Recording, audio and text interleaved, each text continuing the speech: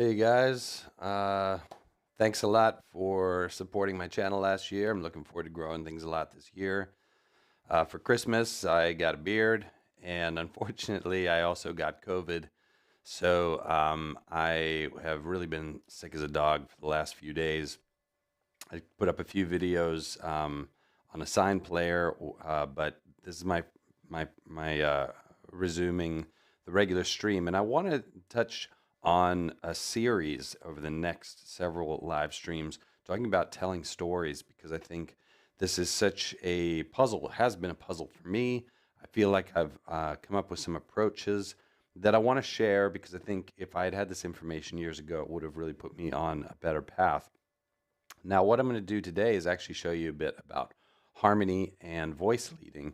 And the idea here is to tell a story in very basic terms. So I'm going to be looking at how a hypothetical story line, a narrative in maybe a TV show or in a film, is going to essentially have this emotional contour of lifts and drops. Okay, now this is not the comprehensive emotional palette, just lift and drop.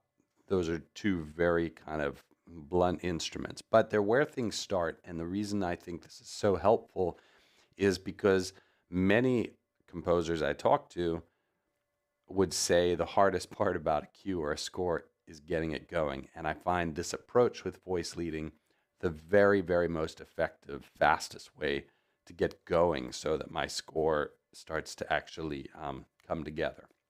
So I'm going to flip over to a different view than the one you guys are maybe used to. It's my keyboard here. This is my Complete Control S49MK2. I love it.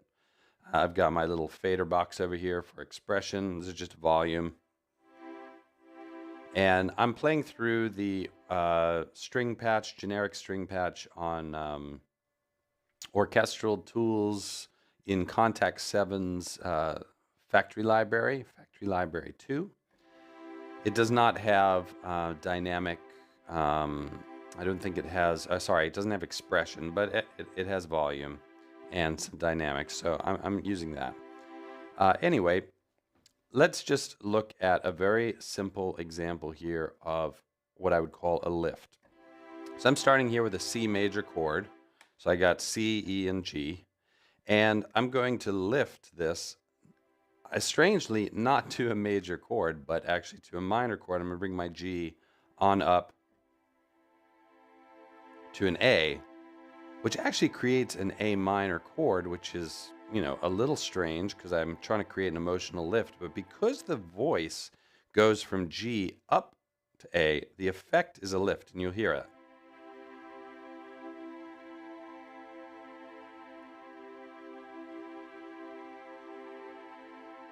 Now, contrast that with another approach, which is to actually descend from the C down to B. I get a second inversion E minor chord. So I'm still going from a C major chord, or I'm going from a major chord to a minor chord, but this time I'm dropping the voice, and you'll hear that that sounds a lot more depressed.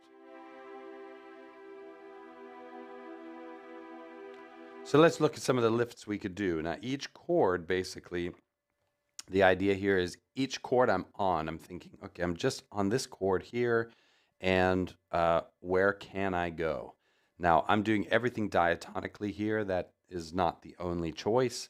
We'll talk about that more in future lessons, but I wanted to keep this concise and really focus on how I use this voice leading approach to start drafting and sketching out the general idea of my cue or my score. So let me go back here. And let's say we do a lift up to A minor. I'm going to do another lift from the E here up to the F. That gets me to an F major chord. It's even more of a lift because it's a major chord. But now I'm going to bring this C up to D. And I'm getting a D minor. Okay, so let's just look at that one more time. C major, first inversion A minor, second inversion F major, root position D minor. Now, I'm not using the best fingering here. That's not my intention. My intention is to make it very easy for you to see which voices are moving in what direction. Now, let's look at a slightly different example which would be drops. So let's take that C.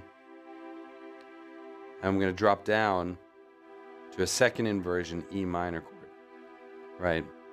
Now I'm going to drop down even further. I'm going to actually drop down here to, this is an A minor. The G up here is a 7. That's my common tone. So I went from C down to E minor. Then I had to move 2 voices in order to get this.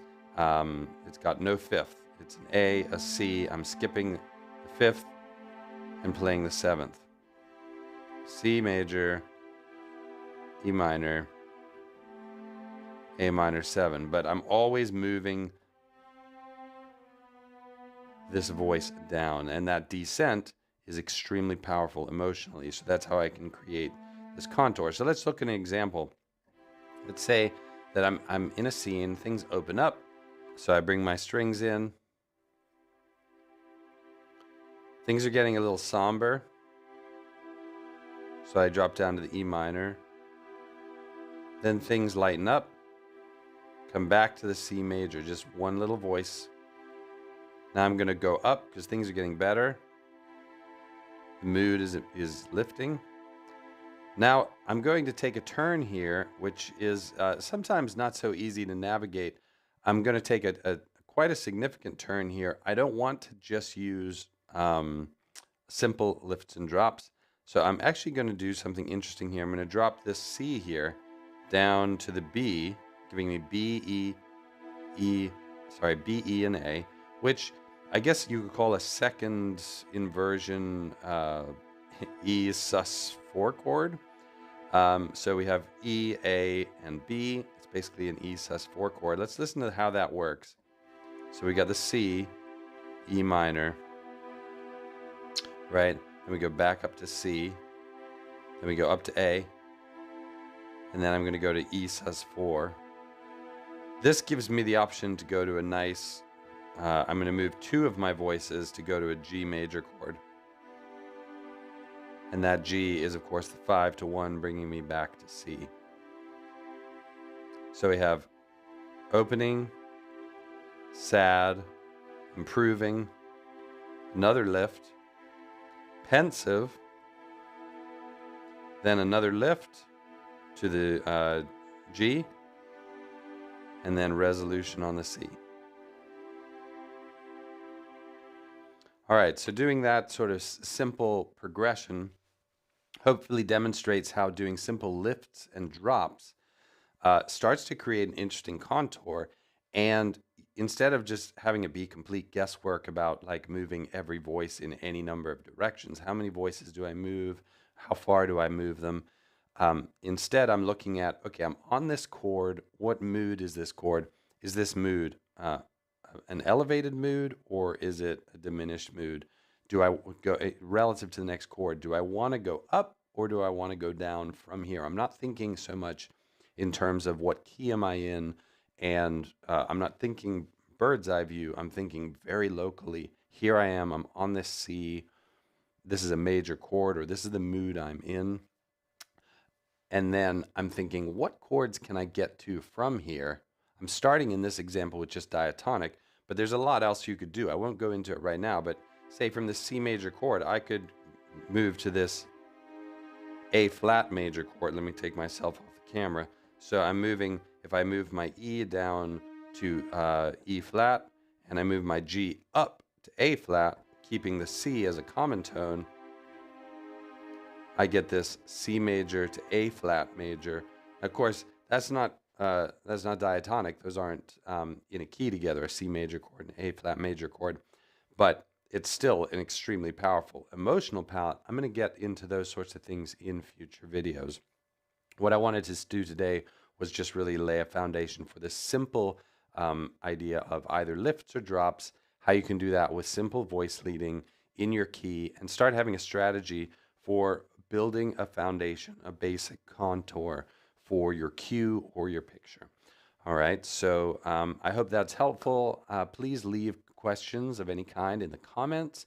I'd love to hear from you guys. Thank you so much for supporting my channel so far. I'm looking forward to growing things a lot this year. And please like and subscribe to the channel because it really helps my videos surface to a larger audience. And I'd love to hear your feedback. So until next time, have a great rest of the MLK weekend, and I'll see you next time. All right, bye.